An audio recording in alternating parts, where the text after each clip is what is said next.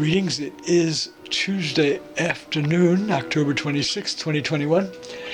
I was really bored with the green wash, a little bit of blue in the upper right, around the metaphoric wing there, the bird's wing.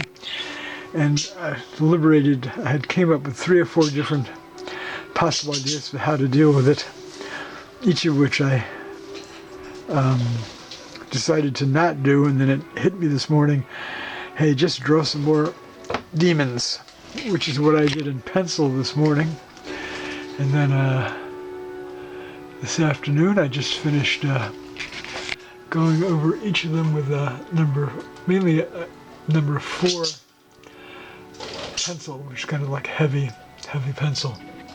There's 28 of them, if I counted correctly.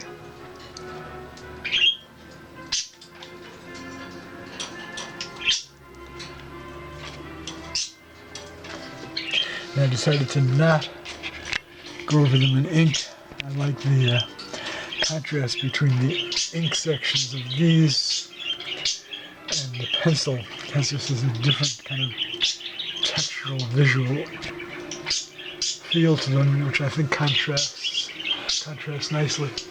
All right, there you have it. A memorial to the executed German.